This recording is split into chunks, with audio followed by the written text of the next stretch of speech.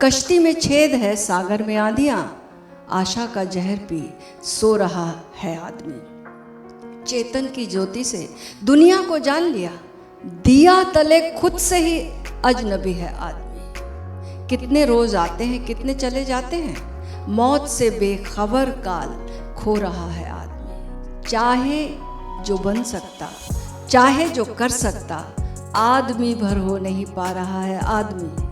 फिर सब कुछ है फिर भी कुछ खो रहा है आदमी। होना था क्या, ये क्या हो गया है आदमी। हम इतना आनंद का खजाना लेकर आते, इतनी ऊर्जा से भरपूर होकर आते, लेकिन खंडित होने के कारण वो सब नष्ट कर लेते हैं।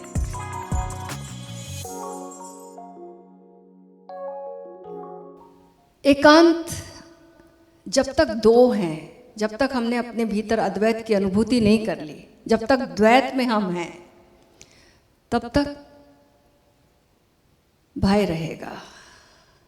और जब तक भय रहेगा, डर रहेगा, हेजिटेशन रहेगा, तब तक भय होने के कारण हम एकांत में नहीं जा सकेंगे, एकांत का रस नहीं ले सकेंगे। और जब हम एकांत में नहीं जा सकेंगे तो परम एकांत जो कि परमात्मा है, वहाँ तक पहुँचना तो बहुत दूर की बात हो गई।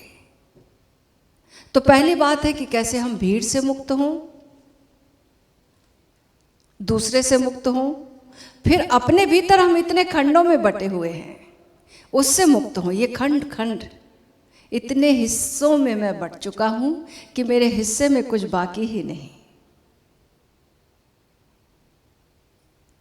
तो इतने सारे हिस्से, कोई कहीं खींच रहा है, कोई कहीं खींच रहा है हमें। एक ऐसे समझो कि एक बैलगाड़ी है जिसमें कि चारों दिशाओं में बैल लगे हुए हैं और बस खींचे जा रहे, तो कोई यात्रा कैसे होगी। पूरब भी जाना है, पश्चिम भी जाना है, द्वंद्व में ही टूटता जा रहा है आदमी। कश्ती में छेद है, सागर में आंधियां, आशा का जहर पी सो रहा है आदमी।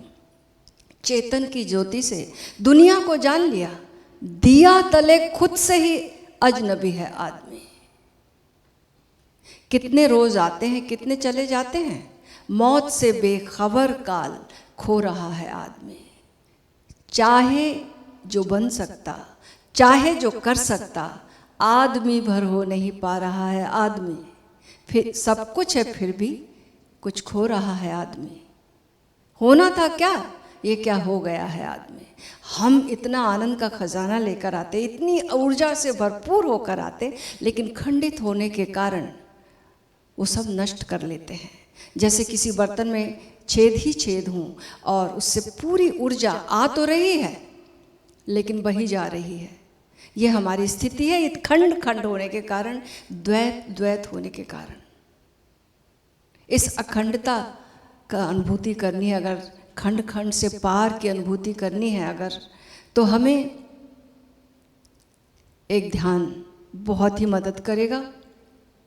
उस ध्यान का नाम है नटराज ध्यान। नटराज बहुत ही सुंदर नाम है और अर्थ भी उसका बहुत ही प्यारा है।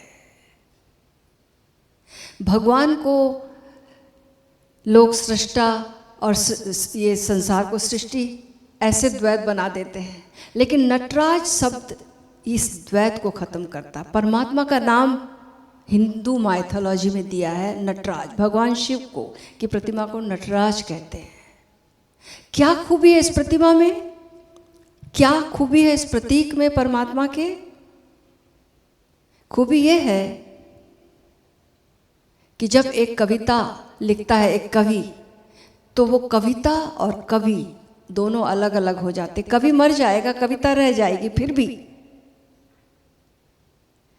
गाने वाला गाता है, उसके गीत रह जाएंगे, वो मर जाएगा। वो अलग अलग है, उनके गीत अलग है, वो अलग है। लेकिन जो नृत्य करता है, नृत्य और नर्तक दोनों को अलग नहीं किया जा सकता, दोनों को अलग नहीं किया जा सकता।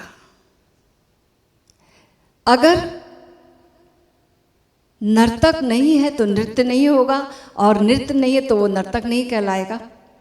तो एक ही व्यक्ति, एक ही सत्ता नृत्य भी है और नर्तक भी है। वो जो एक ऊर्जा हमारे भीतर है, वही ऊर्जा नाच रही है, वही ऊर्जा देख भी रही है, वही दृष्टा है। नर्तक को नृत्य दोनों को एक दूसरे से अलग नहीं किया जा सकता, कभी भी नहीं किया जा सकता, क्योंकि कैसे करोगे?